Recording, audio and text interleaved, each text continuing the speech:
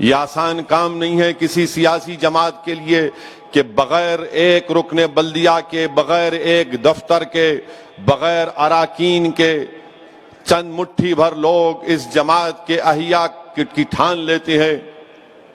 मगर उनके पास क्या चीज थी जो आज हमारे पास कम होते जा रही है? उनके पास एक जज्बा था, इखलास था, बेनफ्स होकर जमात के लिए काम करते थे,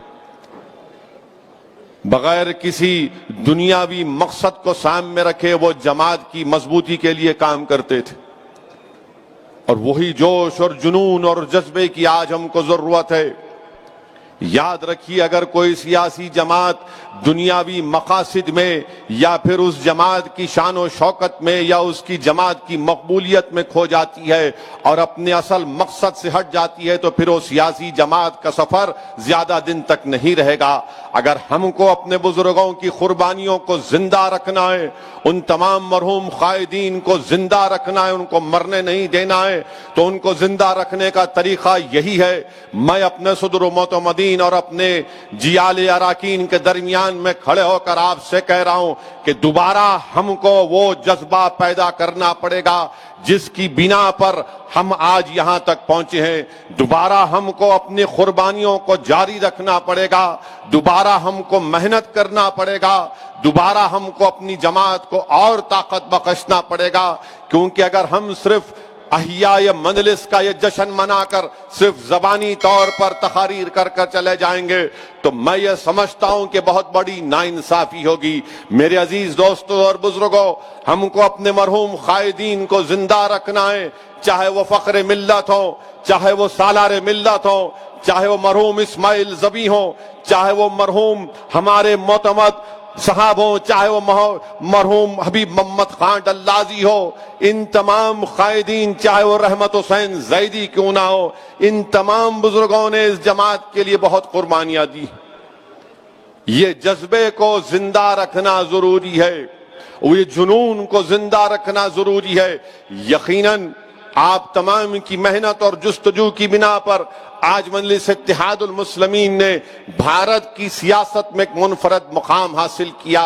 मगर मेरे बोलने का मकसद ये है कि हमारे बुजुर्गों की उस अजीम कुर्बानी को हमको राय का जाने नहीं देना है। मैं खुद जानता हूं कि मरहूम कायद सालार मिल्लत के साथ रहमत हुसैन जैदी, मरहूम शेख मोहम्मद अख्तर और मौजूदा रुकने असम्बली याकुतपुर अहमद पाशा कादरी हजारों किलोमीटर का सफर सालार के साथ अजला का दौरा करते थे उस जीप में। मेरा बचपना था, मैं इन तमाम लोगों के दरमियान में बैठ जाता था। मैंने देखा हूं कि कैसे मजलिस के कायदीन ने मुश्किलात के दौर से इस जमात को मजबूत किया। मेरे अजीज दोस्तों और बुजुर्गों, मेरे नौजवान साथियों, मेरी आपसे इल्तिजा है कि हमको और दोबारा एक अहद लेना है कि हम इस जमात के लिए और मेहनत करेंगे, मजबूत करेंगे। हम तमाम की शनाख्त अगर कुछ है तो इस जमात से है। ये अल्लाह का बहुत बड़ा करम है कि अल्लाह सुब्हानहू व तआला ने हम तमाम को मजलिस इत्तेहादुल मुस्लिमीन के जरिए हमारी एक शनाख्त हमको दी। अल्लाह ने हमको इज्जतों से नवाजा, अल्लाह ने हमको दौलत से नवाजा, अल्लाह ने माशरे में हमको एक मुकाम अता किया। ये मेरी तकरीर, ये मेरा खिताब, ये मेरे अल्फाज आम अवाम के लिए नहीं है, बल्कि मेरे मजलिसी अराकीन के लिए है। मैं आज आपसे मुखातिब होकर आपसे अपील कर रहा हूं, क्योंकि हमको और 63 साल नहीं बल्कि इंशाअल्लाह ताला जब मैं नहीं रहूंगा, जब आप नहीं रहेंगे, जब हमारी हड्डियां इस मट्टी में गल जाएंगी, मगर इंशाअल्लाह ये जमात आबाद रहेगी। ये दारुस्सलाम इंशाअल्लाह ताला सुबह क़यामत तक आबाद रहेगा। ये दारुस्सलाम से सदाएं जो निकलेंगी वो तमाम मजलूम आवाम के लिए हिम्मत और हौसला दिलाएंगी।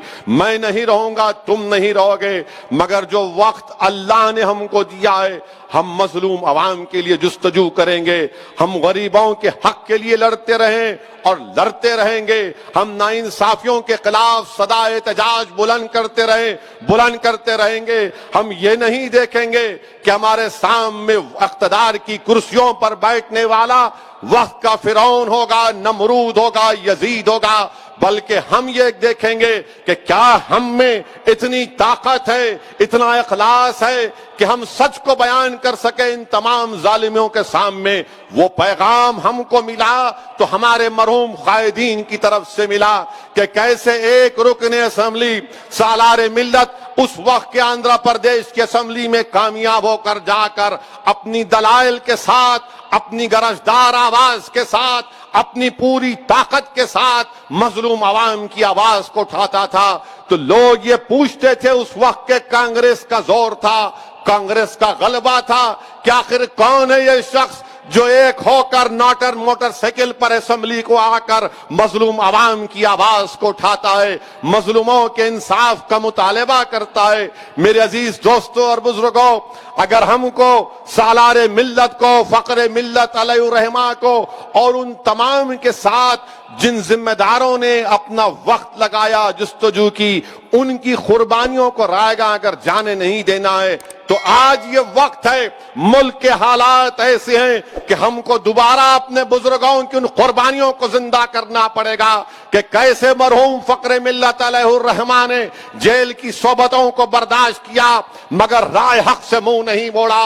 11 महीने फक्र मिल्लत अलैहिर्रहमा को जेल में डाल दिया गया, आपके अकाउंट्स को फ्रीज कर दिया गया, आपके घर के पानी को खत्म कट कर दिया गया, आपके बच्चों को, औलाद फक्र मिल्लत अलैहिर्रहमा को अपने स्कूल में, चाहे महबूबिया आलिया स्कूल में तालीम हासिल करते थे, उनको वहां पर जाकर अपने पीने के पानी का इंतजाम करना पड़ता था। ये आज हमको जो चीज मिली है मेरे अजीज दोस्तों और बुजुर्गों, हमको एक अमानत के तौर पर ये जमात की खिदमत का हमको मौका मिला है। मैं आपसे सिर्फ यही गुजारिश कर रहा हूं कि इन लोगों की कुर्बानियों को हमको रायगा जाने नहीं देना है। हमको मोहम्मद गौस को भी याद रखना है कि कैसे जालिमों ने मोहम्मद गौस को शहीद कर दिया। ये कौन मोहम्मद गौस है जो कांग्रेस के दौर में कांग्रेस का गलबा था, कांग्रेस की तूती बोलती थी, उस वक्त मल्लेपल्ली के उस इलाके में मोहम्मद गौस मजलिस इत्तेहादुल मुस्लिमीन के परचम को बुलंद करता था।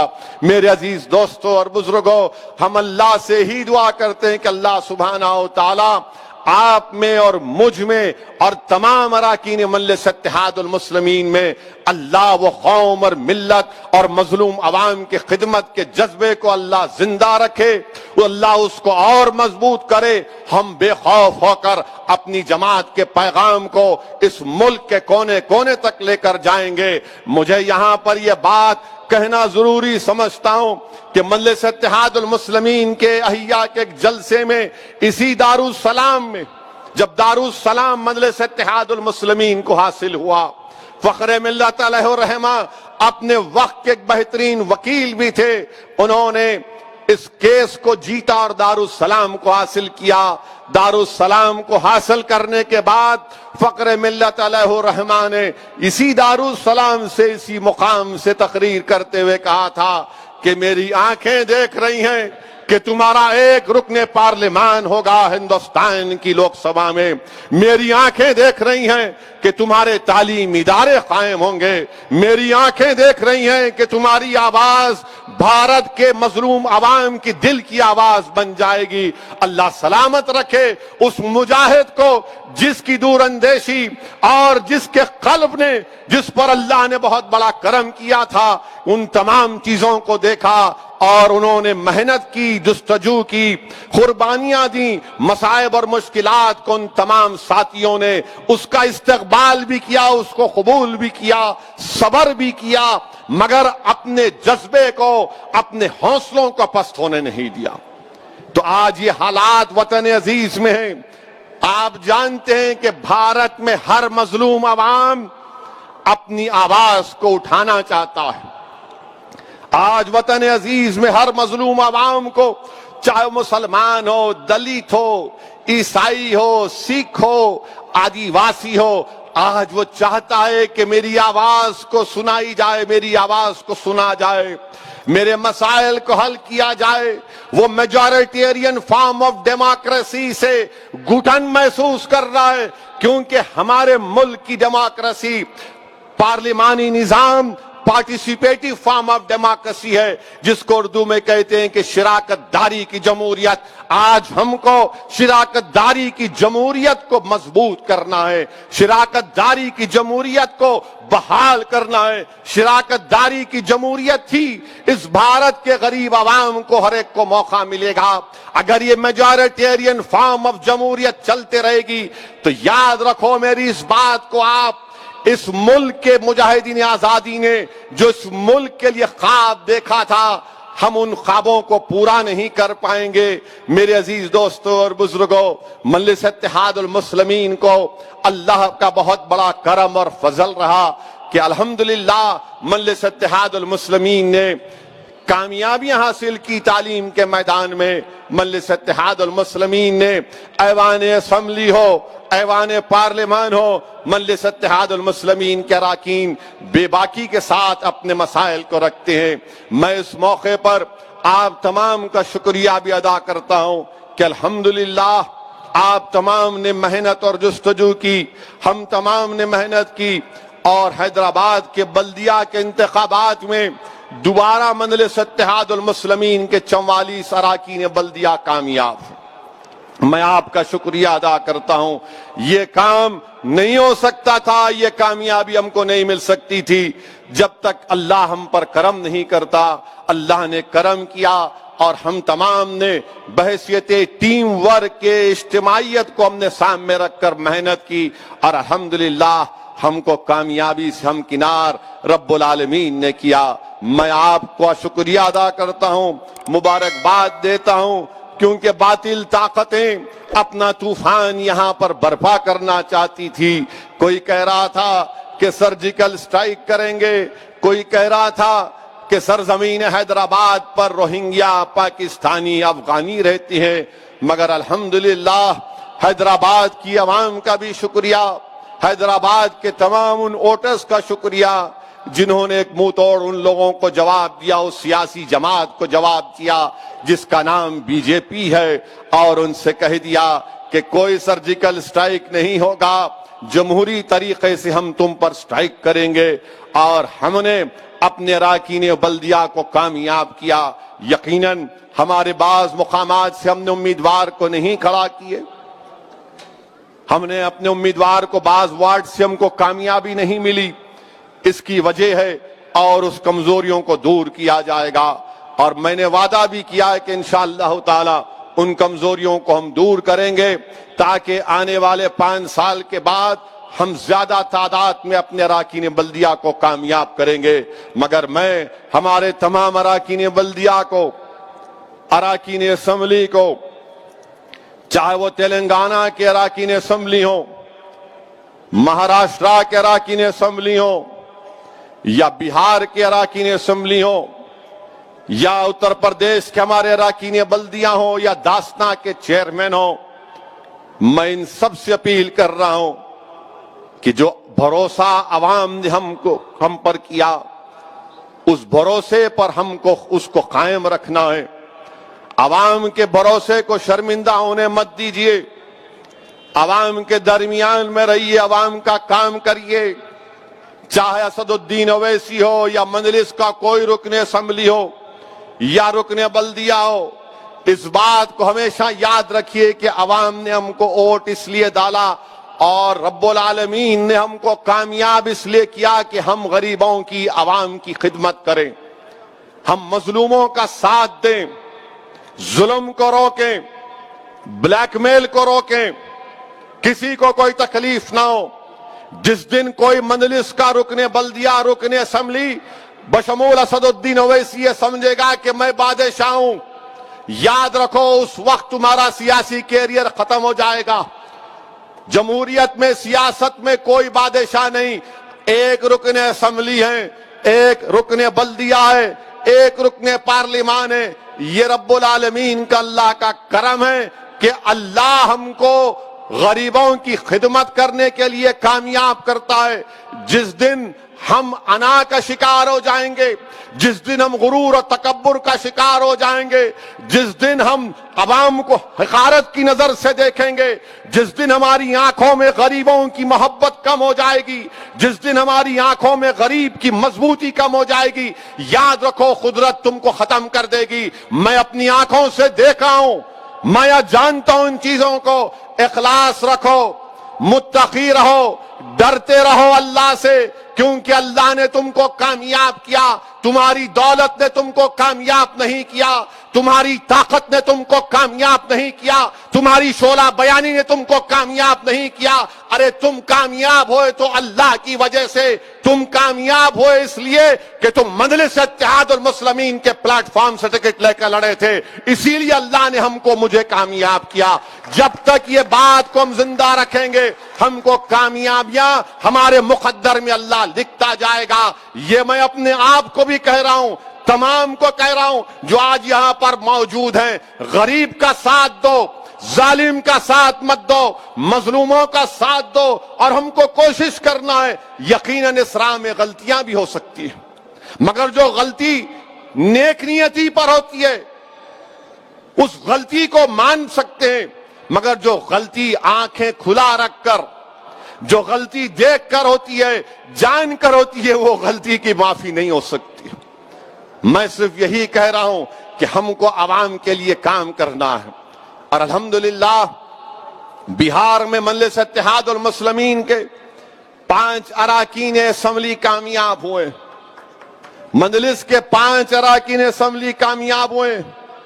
मेरे अजीज दोस्तों और बुजुर्गों, 5 साल पहले हमने इलेक्शन लड़ा था, 6 सीट पर लड़े थे और 6 में 1 सीट पर जमानत बचा पाए थे और 5 पे हमारी जमानत चली गई थी। उस वक्त भी मजलिस के मुखालिफीन है, बड़ी बड़ी बातें की कि बी टीम है, किसी से पूछ कर इलेक्शन लड़ रहे हैं, बहुत इल्जाम लगाए, मगर अल्हम्दुलिल्लाह हमने अपने काम को जारी रखा। इन तमाम इल्जामात की परवाह नहीं की। 5 साल हमने मेहनत की। अख्तरुल ईमान साहब की क़ियादत में, आफ्ताब साहब की मेहनत और वहां पर मजलिस के जिम्मेदारों की मेहनत की वजह से 5 साल हम सीमांचल की सरजमीन पर काम करते रहे, मेहनत करते रहे। हम सीमांचल की इंसाफ की लड़ाई का आगाज किया था। 5 साल पहले तक सीमांचल का नाम लेने से लोग कतराते थे। आज वक्त के चीफ मिनिस्टर नीतीश कुमार को, उनकी हुकूमत के वज़रा को कहना पड़ रहा है कि हाँ, सीमांचल से इंसाफ होगा।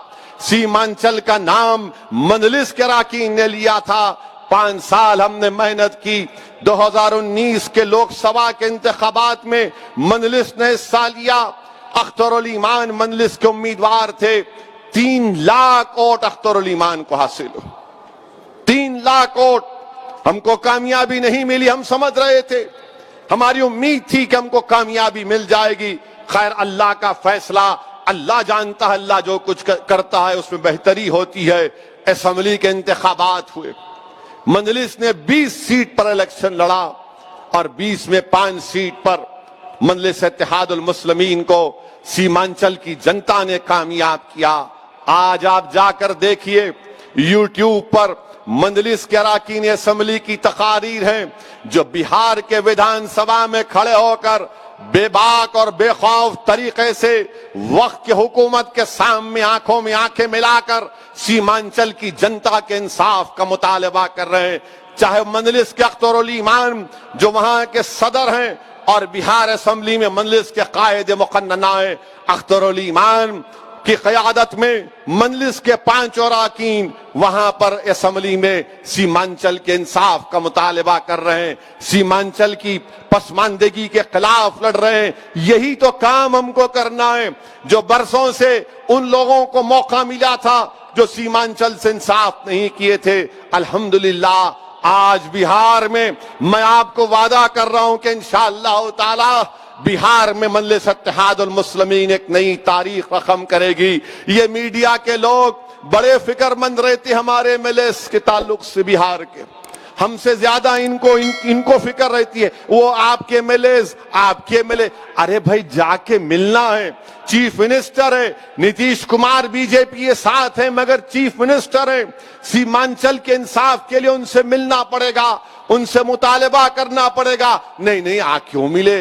अरे भाई आप फिक्र मत करिए, हमारे घर की फिक्र हमको है, अपने घर की फिक्र करो। आप अपने घर की फिक्र करो, मगर अपने घर की फिक्र नहीं आपके मिलेंगे बराबर, लड़ेंगे नीतीश कुमार से, नुमाइंदगी करेंगे। और अगर नीतीश कुमार की सरकार सीमांचल से इंसाफ नहीं करेगी तो इंशाअल्लाह ताला पूरे सीमांचल में चक्का जाम किया जाएगा, नेशनल हाईवे को बंद करके रख दिया जाएगा। ये ताकत मजलिस इत्तेहादुल मुस्लिमीन में भी। उस वक्त आप ये नहीं बोलना अरे आप पहले नहीं मिले थे, तो ये मिल रहे हैं, बोल रहे हैं, बता रहे हैं, असेंबली में आवाज उठा रहे हैं। और फिर हमारे पास तो एहतजाज करने का बुनियादी राइट है जो संविधान और आइन और कॉन्स्टिट्यूशन ने हमको दिया। मैं सीमांचल की और बिहार की जनता का शुक्रिया अदा करता हूं, वहां के मंजलिस के सदर मोतमदीन का, वहां के गरीब जनता का, वहां की हमारी इज्जतदार माँ और बहनों का, जिन्होंने मंजलिस के इस उम्मीदवारों को कामयाब और कामरान किया। मैं अल्लाह से बार बार गिड़गिड़ा कर भीख मांगता हूं कि या अल्लाह, जो उम्मीदें सीमांचल की अवाम मंजलिस के अरकान असेंबली से वाबस्ता की हैं, अल्लाह उन तमाम उम्मीदों को, उन तमाम कामों को हमसे करा दे।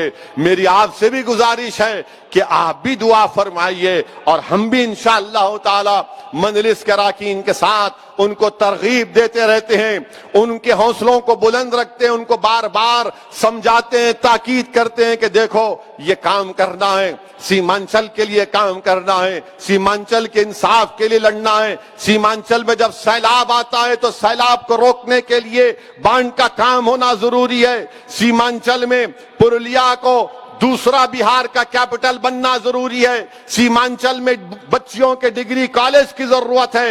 ये मंजलिस की लड़ाई है और ये मंजलिस की लड़ाई जारी और सारी रहेगी। मैं इस मौके पर गुजरात के हमारे सदर जनाब साबिर साहब का, साबिर भाई का भी शुक्रिया अदा करता हूं। सिर्फ 20 दिन की मेहनत थी, 20 दिन की मेहनत थी गुजरात में।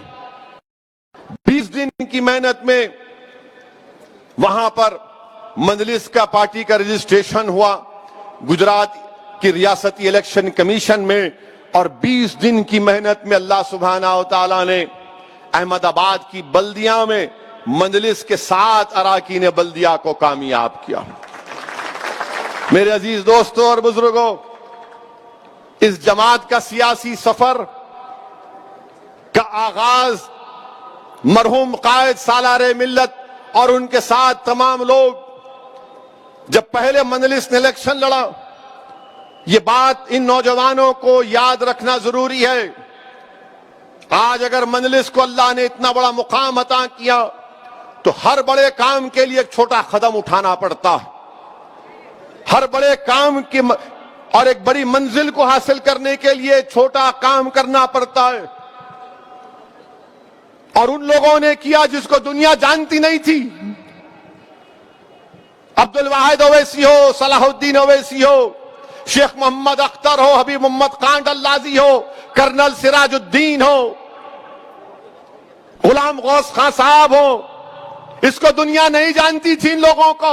आज असदुद्दीन ओवैसी को दुनिया जानती है, मगर इनको दुनिया नहीं जानती थी। मेरे अजीज दोस्तों और बुजुर्गों, इन्होंने मेहनत की, पहला बल्दिया का इलेक्शन लड़ा।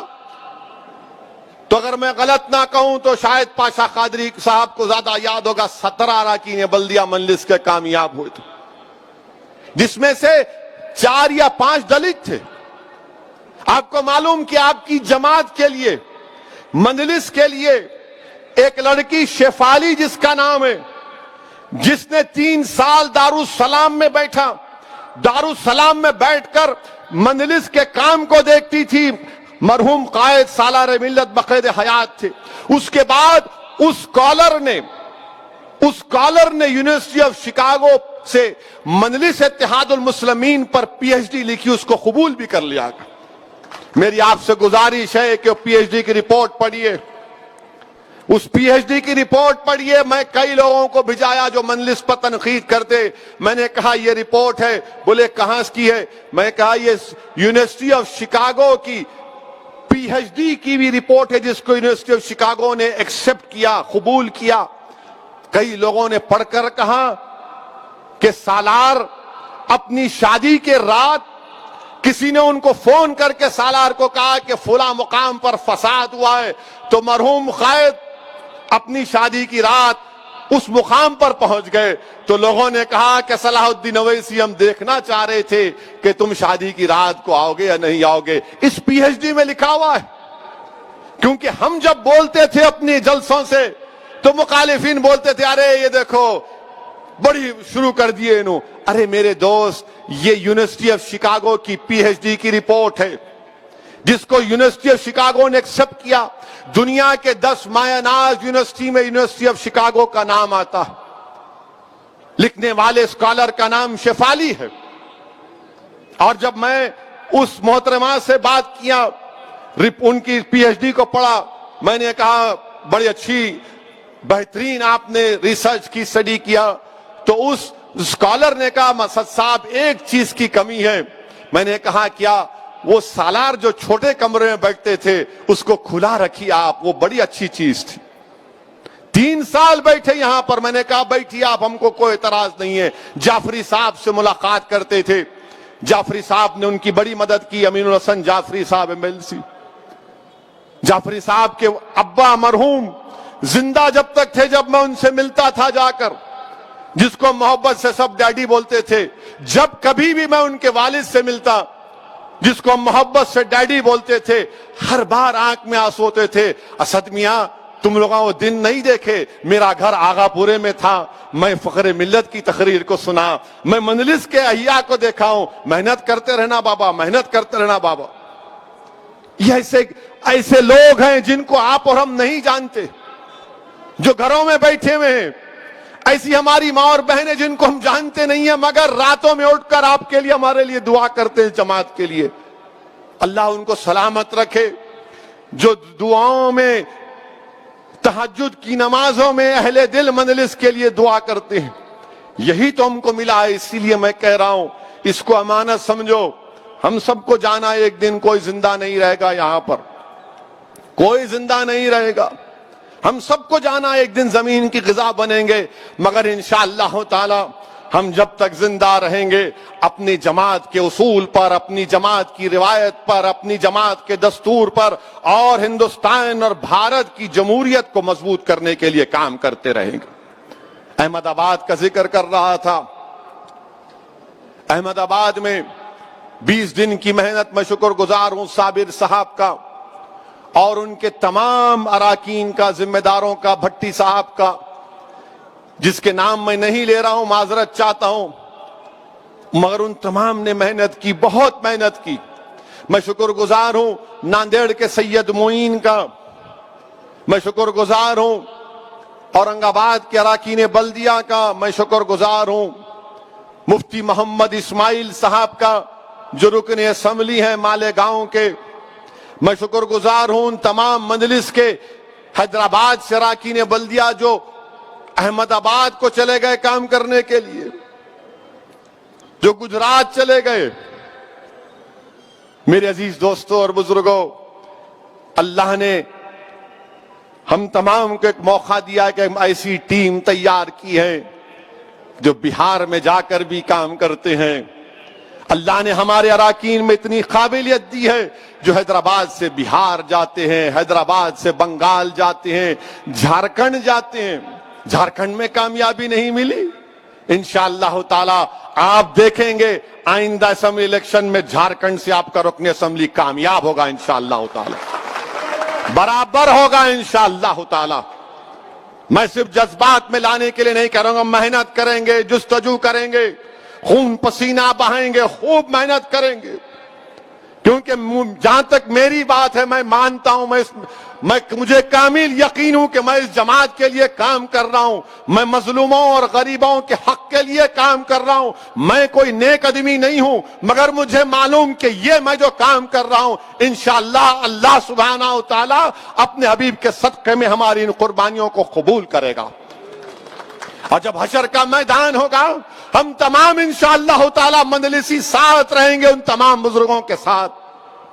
हमारे अमाल में क्या होगा वो अल्लाह जानता है, मगर अल्लाह ये भी देखेगा कि हाँ, ये किसी गरीब मजलूम की आंख से आंसू बह रहे थे, तो ये मंजलिसी ने जाकर उस गरीब से कहा कि हिम्मत मत हार, हम तेरे साथ हैं। अल्लाह जरूर ये देखेगा कि फसादात में हमने काम किया, अल्लाह जरूर ये देखेगा कि नामसाइब हालात में भी हमने जालिमों से मुकाबला किया। हमारे अमाल क्या रहेंगे नहीं रहेंगे वो अल्लाह बेहतर जानता है, मगर मेरा कामिल ईमान और यकीन ये है कि अगर असदुद्दीन अवैसी कामयाब होगा तो नबी करीम सल्लल्लाहु अलैहि वसल्लम के सदक़े और आपकी शिफात की वजह से कामयाब होगा।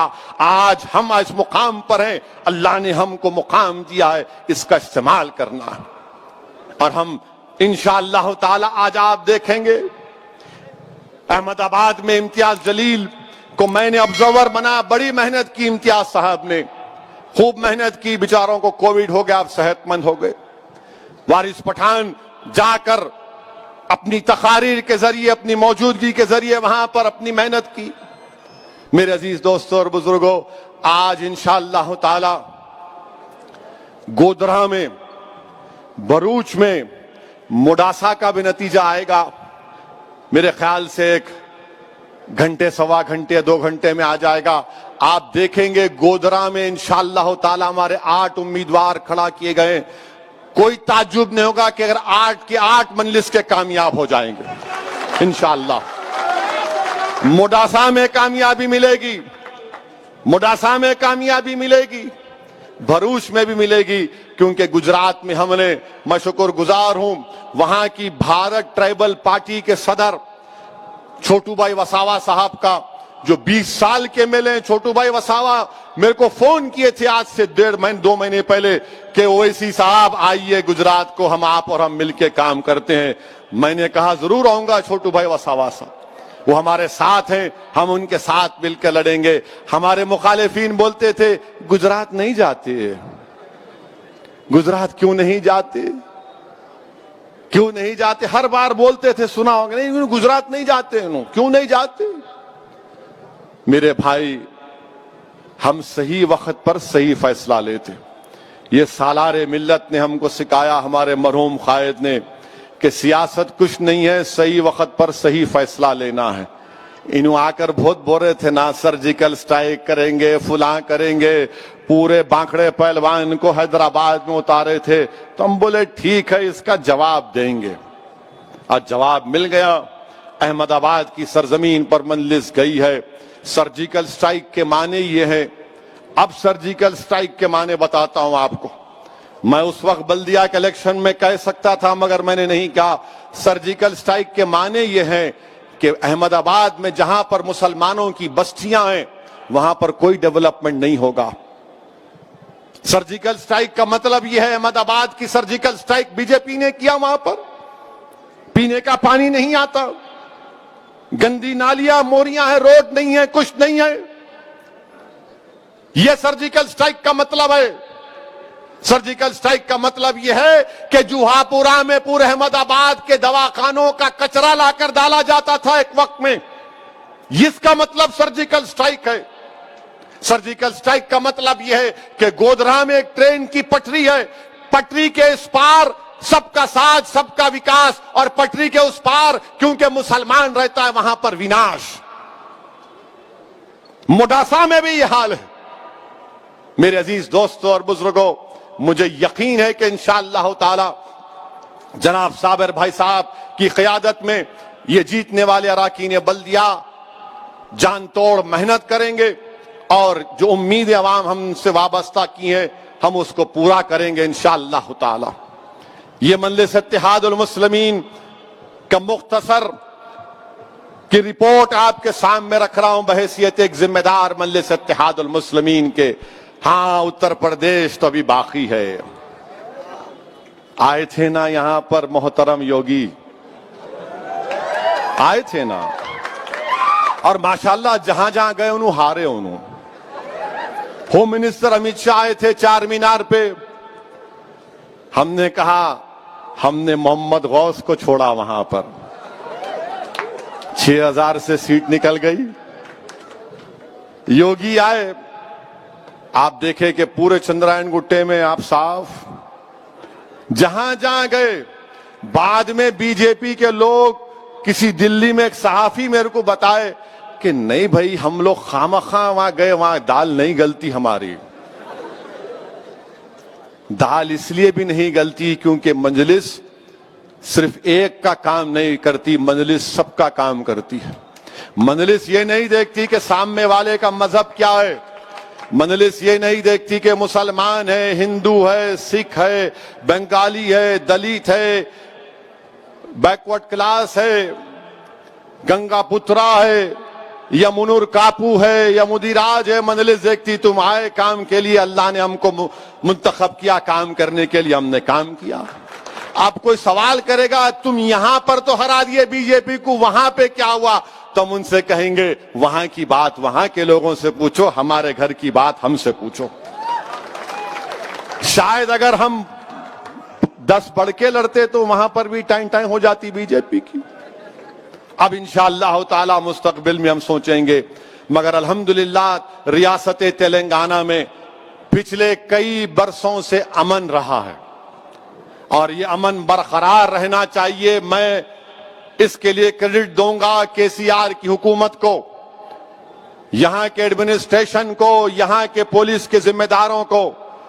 इलेक्शन होते रहेंगे, कोई जीतेगा कोई हारेगा, मगर अमन को बरकरार रखना। यहां मौला अली में एक छोटा सा वाकया हुआ था, मैंने फौरन हमारे रुकने कानून साज कौंसिल रियाजुल हसन अफंदी गोल्डी को कहा कि जाओ गोल्डी, दिल्ली से फोन कर जाओ, फौरन जाओ मौला अली को।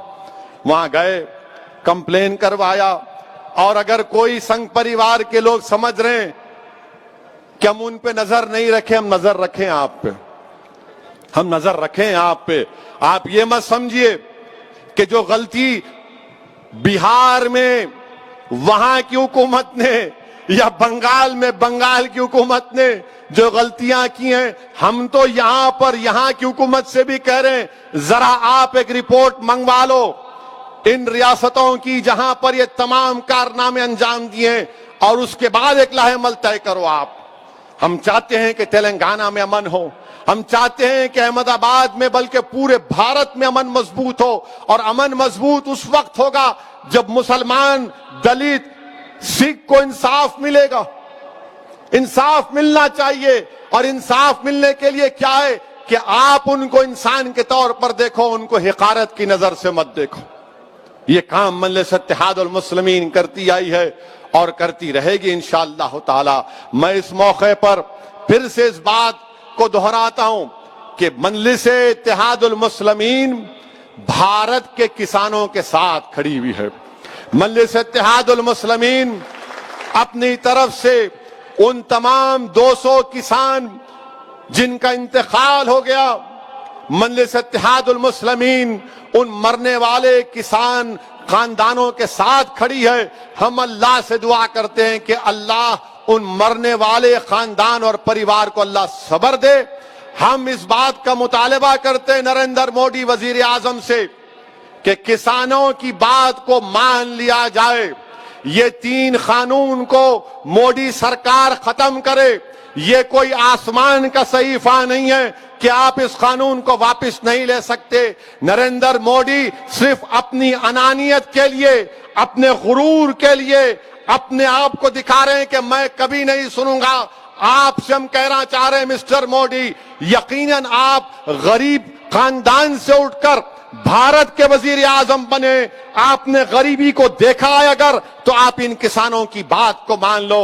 200 किसान एहतजाज में अब तक मर चुके हैं। मैं सलाम करता हूं पंजाब के किसानों को, मैं सलाम करता हूं हरियाणा के किसानों को, मैं सलाम करता हूं उत्तर प्रदेश के किसानों को, मैं सलाम करता हूं राजस्थान के किसानों को, मैं पूरे भारत के किसानों को सलाम करता हूं। आप अकेले नहीं हैं, हम भी आपके साथ हैं। आपके मुतालिबात हक बजानिब है और सरकार को उनकी बात को सुनना है। अरे अगर हमारे टेबल के ऊपर चावल आती है, रोटी आता है, दाल आता है, तरकारी आती है, तो वही किसान की वजह से जो मेहनत और जुस्तजू करता है उस जमीन पर, बंजर जमीन पर चलाकर उसको नरम करके बीज बोकर मेहनत करके फसल को उगाता है। कैसी ऐसी हुकूमत है जो इन गरीबों की तकलीफ को नहीं समझ रही? क्या फायदा मिस्टर मोदी आपके 300 एमपी का, जब आपके 300 और आपकी हुकूमत में गरीबों के ताल्लुक से धड़कता हुआ दिल ना हो? क्या फायदा ऐसी हुकूमत का जो 200 किसान मर गए, एहतजाज के नाम पर मर गए, मगर आप 10 से मस्त नहीं हो रहे? अरे छोड़ो इन चीजों को मिस्टर मोदी। आपकी मकबूलियत में, आपकी ताकत में कोई कमी नहीं आएगी अगर आप इन मासूम किसानों की बात को सुन लेंगे। आप कहते हैं आओ बात करो। अरे आओ बात करने का मतलब क्या है? बात करना है तो आप कह दीजिए उनको बुलाकर कि मैं तुम्हारे साथ खड़ा हूं, ये गरीब किसान है। और याद रखिए, मैं हुकूमत को बता रहा हूं, मैं बता रहा हूं कि आपकी हुकूमत के खिलाफ इतने लोग हैं इस मुल्क में कि किसानों का एहतजाज, उस तमाम जो लोग आपकी हुकूमत के खिलाफ उस एहतजाज में शामिल हो रहे हैं और होते जाएंगे इंशाअल्लाह ताला। ये एहतजाज एक मुल्कगीर पैमाने पर चलेगा। आप इन मीडिया के लोगों पर भरोसा मत करिए जो कह रहे अरे नहीं कम हो रहे, लोग कम हो रहे। वहां कोई कम नहीं हो रहा, वहां पे कोई कम नहीं हो रहा। अगर कोई कम हो रहा तो बीजेपी की सियासी जमीन सिसकती जा रही है, बीजेपी की सियासी ताकत कम हो रही है। पंजाब के बल्दिया इलेक्शन में पूरा साफ। और हां, मजलिस के मुखालिफिन को बता रहा हूं, मैं जा रहा हूं मालेर कोटला को, रोकते तो रोक लो। मैं जाऊंगा मालेर कोटला को इंशाअल्लाह ताला, और मालेर कोटला में जाऊंगा, वहां के हमारे सिख भाइयों से भी मुलाकात करेंगे। जाएंगे, क्यों नहीं जाना? जाना है ना भाई। जब तक अल्लाह हमको जिंदा रखा, जब तक सेहत साथ दे रही, जाएंगे।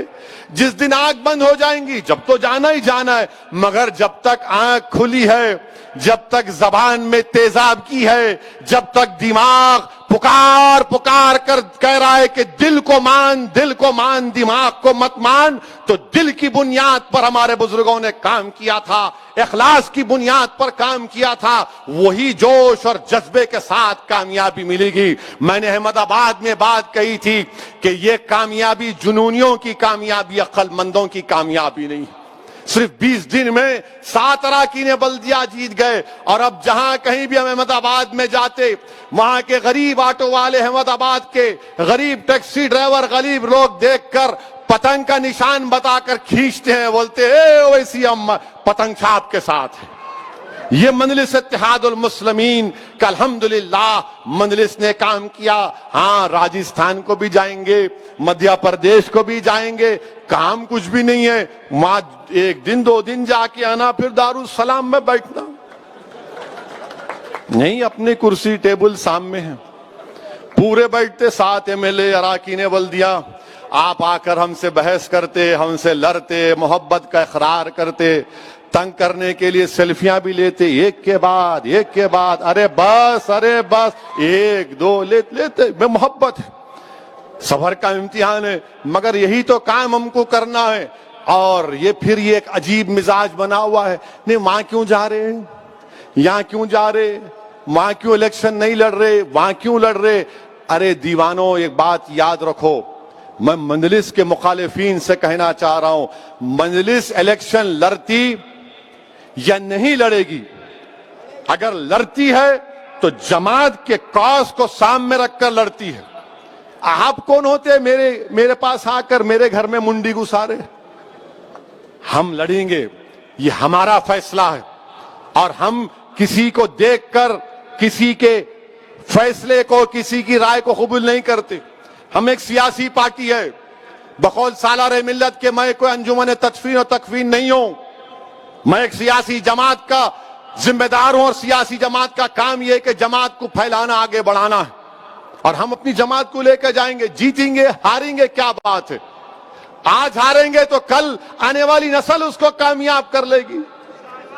आज अगर नहीं जीते तो कल कामयाब होंगे, अगर आज जीते तो और कामयाबी बढ़ते जाएंगी। मगर एक बात ये लोग नहीं समझ रहे कि भारत के मुसलमानों में, भारत के दलितों में, भारत के सिखों में, भारत के ईसाइयों में, बल्कि हमारे जो हिंदू भाई हैं वो भी देख रहे हैं कि भाई आखिर कोई एक विकल्प तो हो, कोई तो एक अल्टरनेट प्लेटफॉर्म तो हो। वो देख रहे हैं कि भारत की पार्लियामेंट में अगर दलाइल के साथ हुकूमत को कोई एक्सपोज करता है तो मंजलिस के एमपी करते हैं, वो हमारे सिर्फ 2 हमारे एमपी हैं। ये बात ये कोई नहीं समझ रहा है।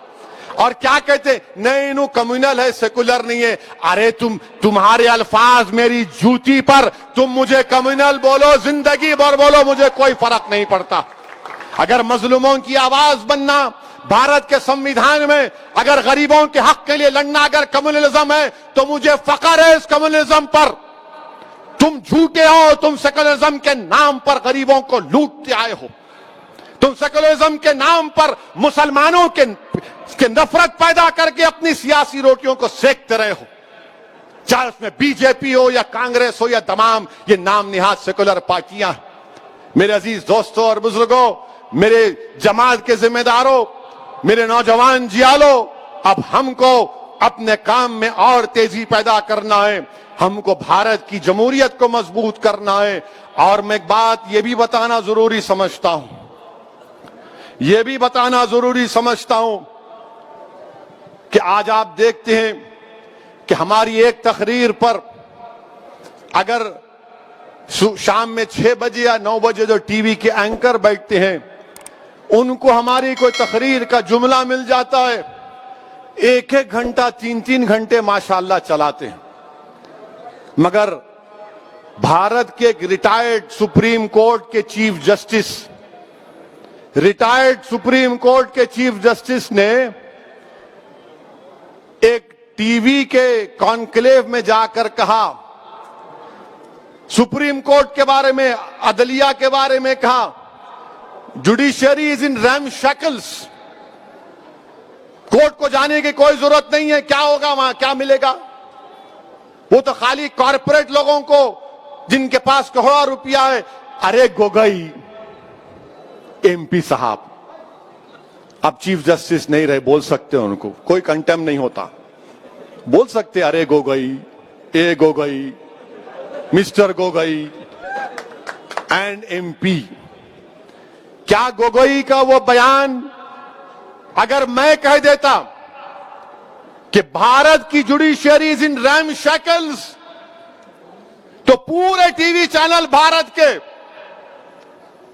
पूरे टीवी चैनल दिन रात वही चलाते, देखो एक और भड़काऊ भाषण दे दिया, अब तो इसको अदलिया पे, जजेस के ऊपर, कोर्ट के ऊपर भरोसा नहीं है, क्या बात है वैसी, खूब चलाते, बाजा बजाते, एक एक टीवी एंकर अपने आप को चीफ जस्टिस बना लेता। मगर गोगोई बोला उनका है, उनका प्यारा है, उनका निराला है, उनका दुलारा है, अपना बोला तो कोई फर्क नहीं पड़ेगा। और क्या बोले Gogoi, judiciary is in RAM shackle.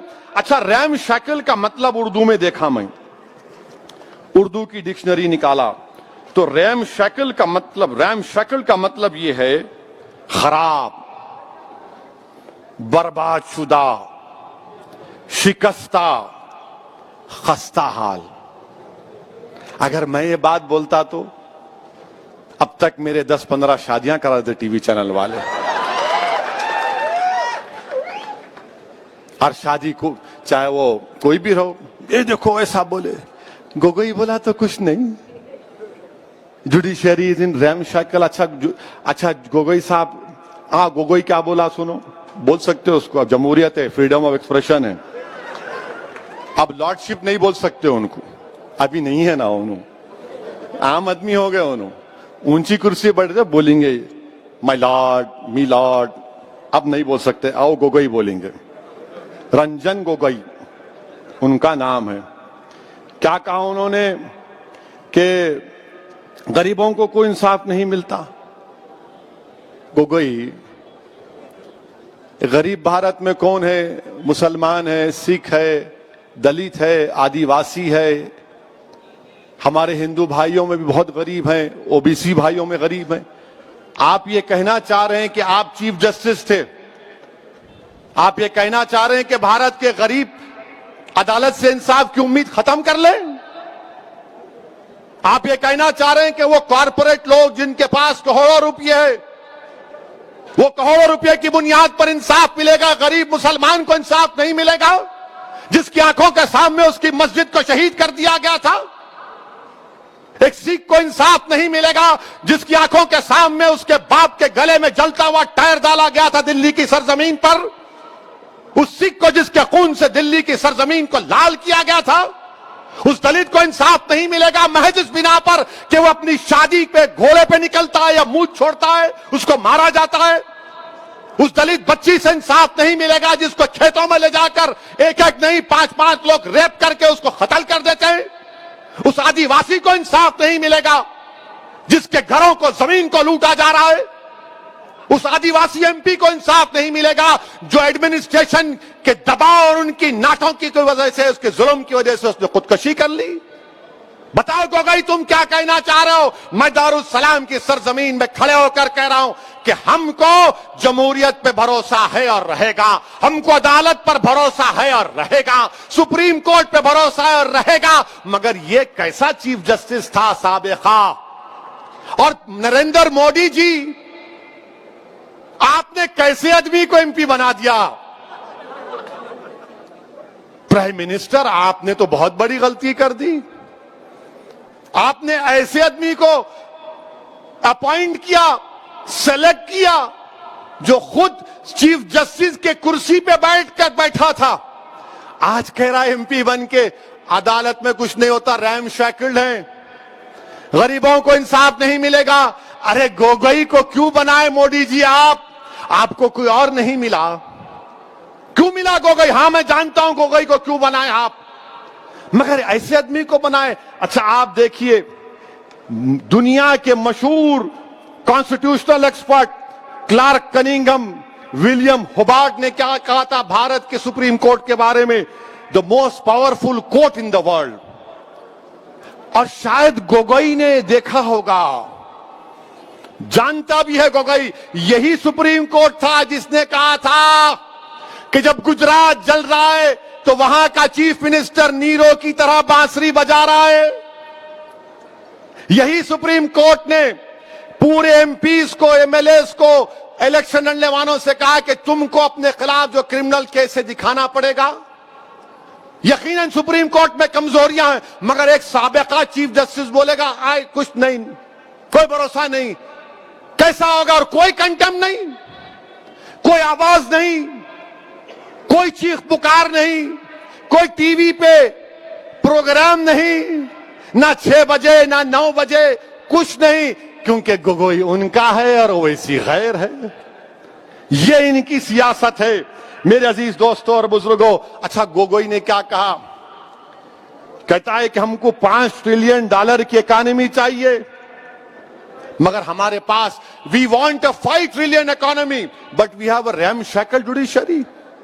अरे गोगोई, जुडिशरी अदलिया का काम इकोनॉमी को चलाना नहीं है, जुडिशरी का काम इंसाफ दिलाना है, इंसाफ। जुडिशरी का काम यह नहीं है $5 ट्रिलियन इकोनॉमी 20% हो जाए, 10% जीडीपी हो जाए। जुडिशरी का काम इंसाफ दिलाना है। ये ऐसे आदमी को हमारे भारत के वजीर आजम ने इसको एमपी बनाया है। अच्छा, और एक बात हम ये पूछना चाह रहे गोगोई साहब से, आप जब बैठे थे आपने जुडिशरी को अनशैकल करने के लिए क्या किया? आपने कुछ तो किया होगा ना? नहीं, कुछ नहीं। आज आप बताइए कि एक साबिका चीफ जस्टिस जिसको नरेंद्र मोदी ने एमपी बनाया, उनकी गवर्नमेंट ने बनाया। अब कोई दीवाना भक्त बोलेगा मोदी जी नहीं बनाए, प्रेसिडेंट बनाया। अरे दीवाने, कॉन्स्टिट्यूशन पर जाके गवर्नमेंट की सिफारिश पर सदर जमहूरिया एमपी बनाते हैं। ये इंडियन जुडिशरी सिस्टम अब तो बाज वक्त ऐसा भी लिखता है कि कैसे कैसे लोग कहां कहां पहुंच जाएंगे।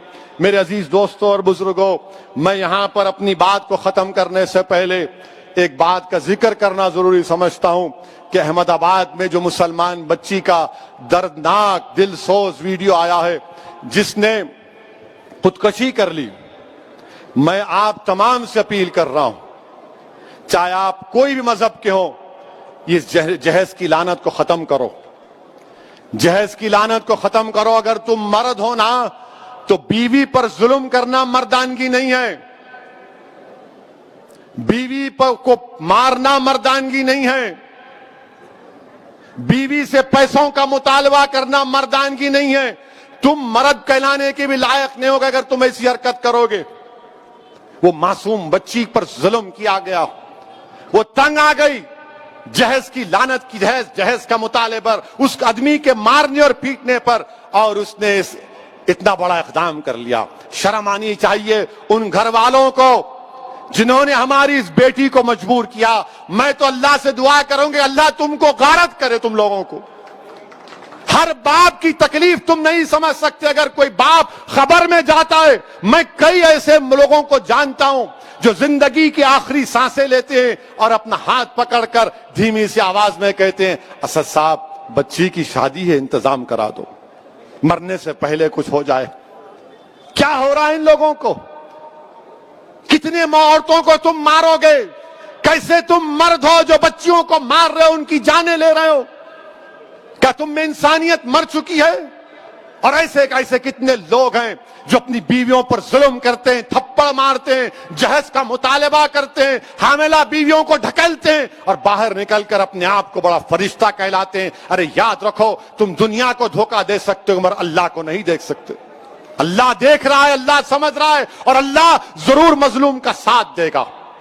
अल्लाह मजलूम का साथ देगा। मैं उन तमाम मुसलमानों से अपील कर रहा हूं, अल्लाह के रसूल सल्लल्लाहु अलैहि वसल्लम ने इरशाद फरमाया था कि तुम में सबसे बेहतरीन वो है जो अपने घर वालों से अच्छा है। बेहतरीन अखलाक उसके हैं जो अपनी बीवियों से अच्छा बर्ताव करेगा। याद रखो, अगर तुम अपनी बीवियों को मारोगे तो कल यही मार का तुमको हिसाब हशर के मैदान में देना पड़ेगा। जो मुसलमान हैं, बताओ मेरे को एक मिसाल दो कि हमारे नबी, हमारे रसूल जिनके नाम के खैरात का सदका हम खाते हैं, क्या उन्होंने कभी हमारी उम्मत की माओं को मारा? कि अल्लाह के रसूल सल्लल्लाहु अलैहि वसल्लम की मिसाल दो। तुम कहते हो कि मैं मोहम्मद सल्लल्लाहु अलैहि वसल्लम का उम्मती हूं। अरे शर्म से डूब मरो। तुम रसूल अल्लाह के उम्मती हो और अब बच्ची को मारते हो, उस बच्ची से जहेज का मुतालबा करते हो। अरे इस्लाम में जहेज का मुतालबा करना हराम है, हराम है, हराम है। तुम सुअर का गोश्त भी नहीं खा रहे बल्कि तुम हराम काम कर रहे हो। खत्म करो ये जहेज को। क्या लेके जाओगे खबर में? हैदराबाद की, दखन की तारीख भरी पड़ी है, महलात हैं बादशाहों के, उनके मकबरे पर आज फूल डालने वाला कोई नहीं है। क्या लेके जाओगे तुम किसी बच्ची पर जुल्म करके? कितनी दौलत तुमको चाहिए? जुल्म करे उस बच्ची पर, तकलीफ होती है, शर्मिंदगी होती है।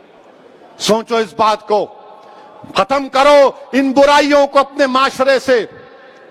बच्चियां, अल्लाह के रसूल सल्लल्लाहु अलैहि वसल्लम मुसलमानों के लिए कह रहा हूं बल्कि दुनिया को बता रहा हूं कि हमारे रसूल सल्लल्लाहु अलैहि वसल्लम जब अपने बेटी से मिलने जाते, शहजादी जन्नत से, या वो आती, अल्लाह के रसूल सल्लल्लाहु अलैहि वसल्लम अपनी साहबजादी के लिए खड़े हो जाते, बेटी के लिए खड़े हो जाते थे।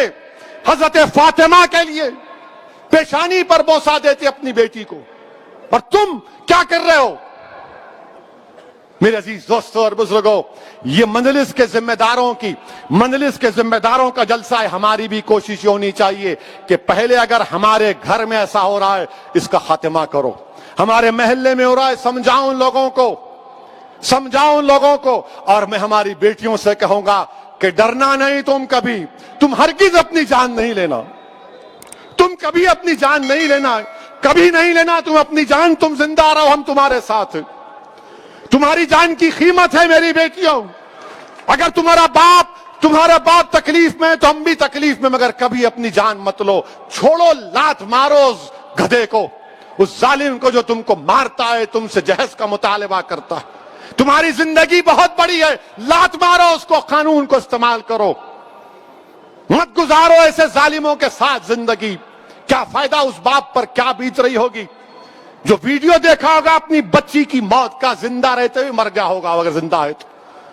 मेरे अजीज दोस्तों और बुजुर्गों, इस बुराई का खात्मा हमको करना है, औरतों का साथ देना है। औरतों को हकीर मत समझो, औरतों का साथ दो, औरतों का साथ दो। इनको हमको माशरे में आगे बढ़ाना है।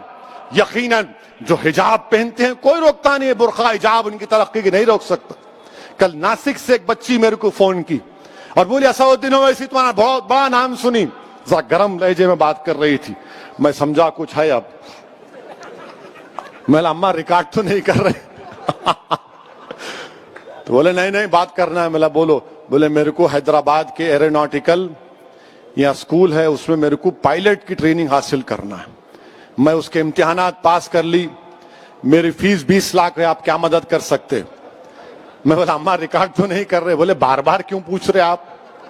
बोला नहीं फिर चला देते। बोला इंशाअल्लाह ताला मैं मालूम करूंगा। बच्ची क्या बोली?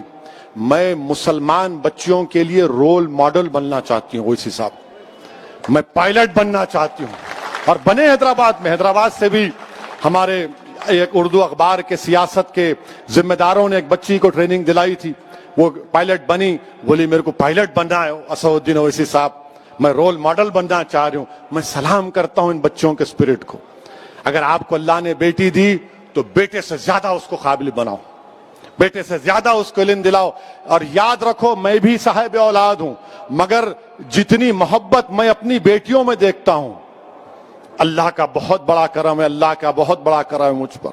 मेरे अजीज दोस्तों और बुजुर्गों, ये बात कहना जरूरी समझता था, इसीलिए आपके सामने रख रहा हूं। अच्छा अब एक और अहम बात, इंशाअल्लाह ताला 1 बजे से पहले बात को खत्म कर लूंगा। ये कोविड की वजह से तकरीर करने का मौका ही नहीं मिला ना। दारुस्सलाम में जलसा नहीं हुआ, वो रहमतुल आलमीन का जलसा सल्लल्लाहु अलैहि वसल्लम का ऊपर हुआ। बहुत से हमारे जलसे ये बीमारी की वजह से, वायरस की वजह से जरा जलसे नहीं हुए। अपने ही घर में नहीं हुए, दूसरी जगह सब हो रहे थे, तो जरा अपने घर में हो रहा है, जरा दिल की भड़ास निकाल रहा हूं। मेरे को भी खुशी हो रही। I am very happy to see all of you. आप पूरे यहां पर देखकर दिल बाग बाग हो रहा है। हम अल्लाह बेहतर जानता है। इसलिए मेरे भाई कि दारुस्सलाम में क्या है नहीं मालूम। जब मरहूम कायद सालार मिल्लत को पहली मर्तबा 2002 में हार्ट अटैक हुआ और स्टेंट डाला गया था कायद को, और केयर नामपल्ली में कायद का इलाज हुआ। जब वो घर वापस जा रहे थे 8-9 दिन के बाद, तो अहमद पाशा कादरी इस बात के गवाह हैं कि सालार ने अहमद पाशा कादरी को और अकबर को बुलाकर कहा कि मियाँ घर जाने से पहले मेरे को दारुस्सलाम लेके जाओ। मैं 8-10 दिन से दारुस्सलाम नहीं गया, तो यहीं सालार को सीढ़ियों पे लाए थे। कमजोर थे सालार बीमारी की वजह से, मगर जैसा दारुस्सलाम में जाकर बैठे, इतना अल्लाह उनको इतना तबीयत इतनी अच्छी कर दिया, हशाश बशाश होकर अपने घर को गए। तो हमारे लिए ये दारुस्सलाम हमारे लिए बड़ी एक अजमत की जगह है, एक मुबारक जगह है। और मुझे यकीन है कि नहीं मालूम मेरे जिंदगी का सफर कब खत्म होगा, किस मुकाम पर खत्म होगा, या मेरी लाश भी मिलेगी या नहीं मिलेगी मुझे नहीं मालूम। अगर जिंदा रहा और यहां से गया जिस्म के साथ, तो इंशाअल्लाह तुम्हारे कंधों पर ही जाऊंगा और तुम्हारी दुआए मग़फ़िरत का तलबगार अभी भी हूं और जब भी रहूंगा। बहरहाल मेरे अजीज दोस्तों और बुजुर्गों, एक बड़े अरसे के बाद दारुस्सलाम की सरजमीन पर यह जलसा हो रहा है और अल्हम्दुलिल्लाह अहियाए मजलिस इत्तेहादुल मुस्लिमीन का जलसा हो रहा है। मेरे अजीज दोस्तों, नरेंद्र मोदी की हुकूमत ने एक नया कानून बनाया, आईटी रूल्स, यानी अब आप व्हाट्सएप करते ना पूरे, कितने लोग करते, हाथों उठाओ।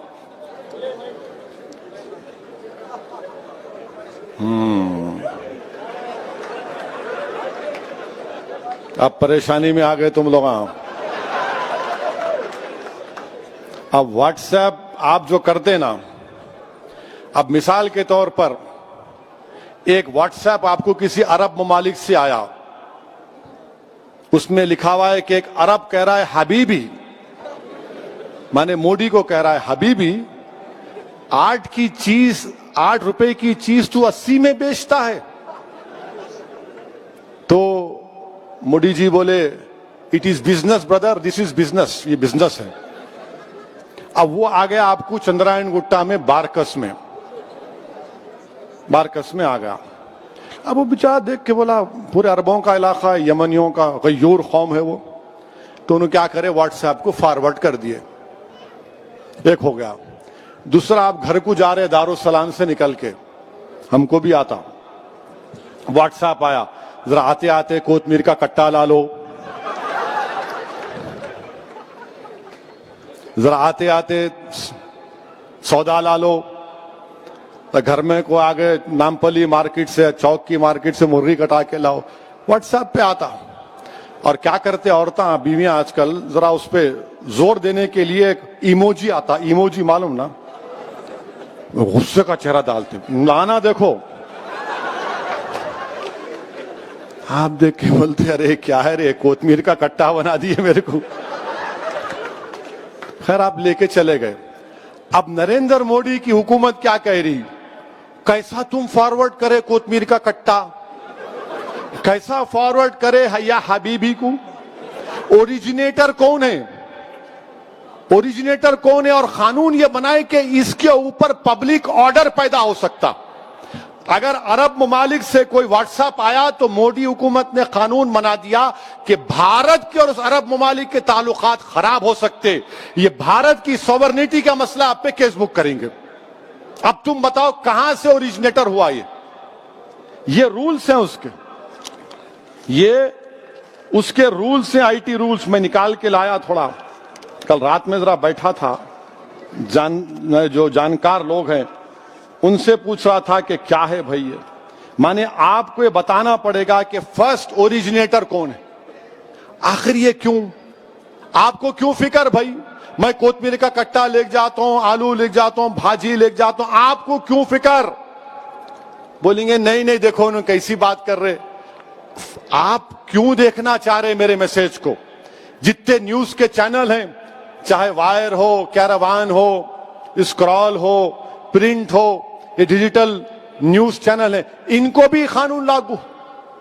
बाहर के अगर अखबारात यहां से, जैसा न्यूयॉर्क टाइम्स है, वॉशिंगटन पोस्ट है, ये तमाम अखबारात अगर न्यूज, आप बताओ ओरिजिनेटर क्या करें, आप उन पे भी एक्शन क्या करेंगे। इंटर डिपार्टमेंटल कमेटी बनाएंगे और वो लोग ये देखेंगे कि न्यूज अगर गलत है आप माफी चाहना, ये डिलीट करना, और नहीं तो फिर आप पे ऊपर ऑफेंस लगा देंगे।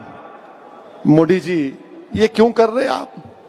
अच्छा, नरेंद्र मोदी साहब का कल देख रहा था मैं, मालूम किया, दिसंबर 2017 में नरेंद्र मोदी भारत के प्रधानमंत्री ने अपने बीजेपी के एमपीज को कहा था, शिकायत की बल्कि, कि तुम लोग मेरे को जवाब नहीं देते मित्रों।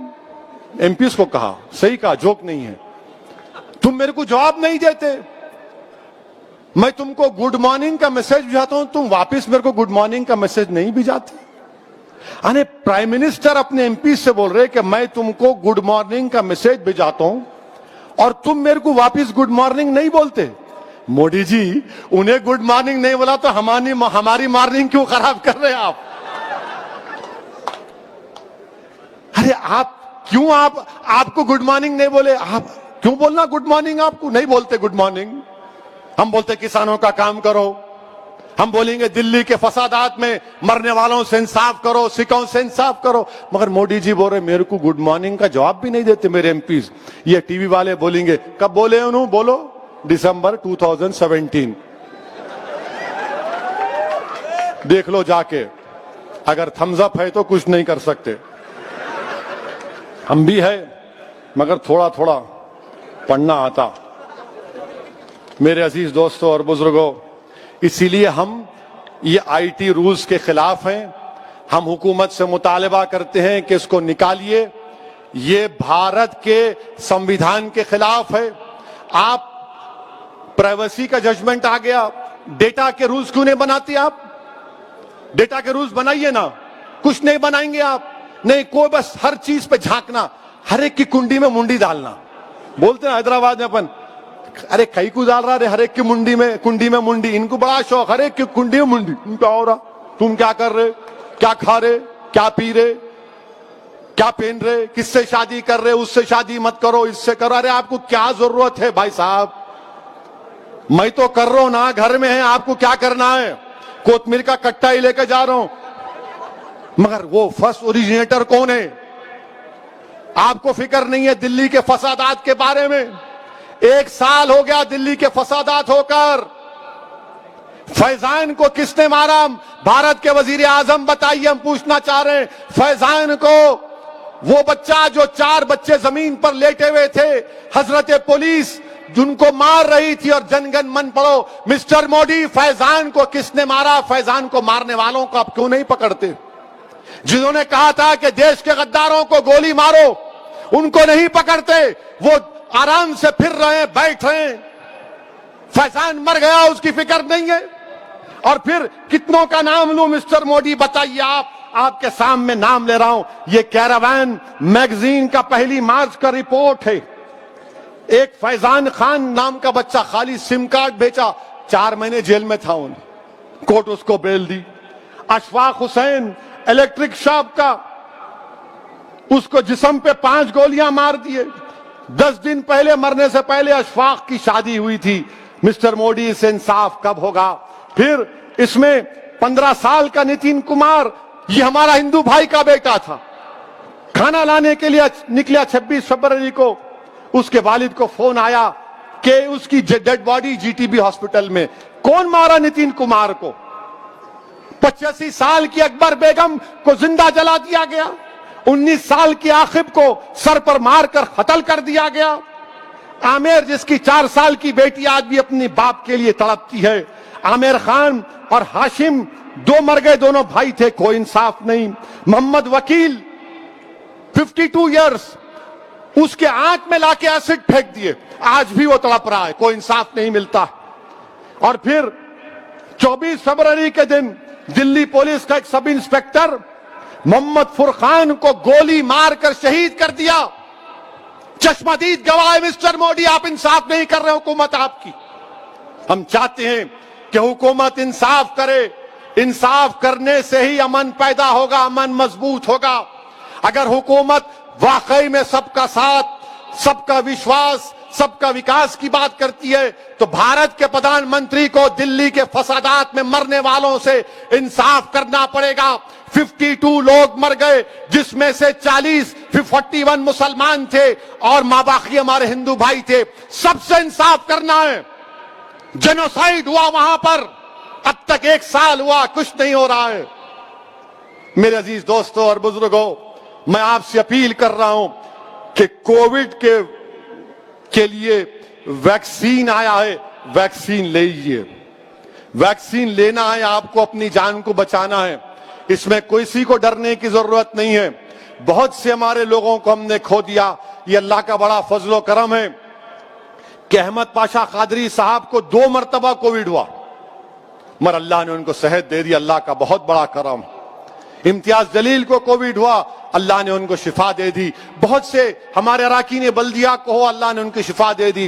बाज मजलिस के चाहने वाले, मजलिस के जिम्मेदारान, उनकी मौत हो गई, अल्लाह उनकी मगफरत फरमाए। हमारे मुल्क में 1,70,000 से ज्यादा लोग का इंतकाल हो गया कोविड वायरस से। इसीलिए मेरी आपसे इल्तिजा है, गुजारिश है कि इंजेक्शन लगाइए, डरने की जरूरत नहीं है। अब आए वो लगे तो ऐसा होता, कुछ नहीं होता। घर में इतने बातें सुनते, बीवी के जरा खाली चुमटी लिए तो कुछ नहीं होता, ले लो जाके। इंजेक्शन लेने का है, वायरस से बचना है। और पहले आप भी लो, अपने घर वालों को दिलाओ। खाली जाके भी बेगम के साथ ओ मैं ले लिया देखो, नहीं, अपनी बेटी को भी जो 20-22 जो बड़ी उम्र की है, अपनी माँ को, अपनी दादी को, पहले बुजुर्गों को दिलाओ। जो 65 साल के ऊपर है पहले उनको दिलाना, उनको पहले दिलाना है। लीजिए इंजेक्शन। और मेरी आपसे गुजारिश है कि मजलिस इत्तेहादुल मुस्लिमीन को मजबूत करिए, मजलिस इत्तेहादुल मुस्लिमीन के इब्तिदाइयों को और मजबूत करिए और अपने बुजुर्गों के जज्बे को जिंदा रखिए, इखलास के साथ काम करिए। अस्सलाम वालेकुम व रहमतुल्लाहि व बरकातहू व आखिर दावाना अल्हम्दुलिल्लाहि रब्बिल आलमीन।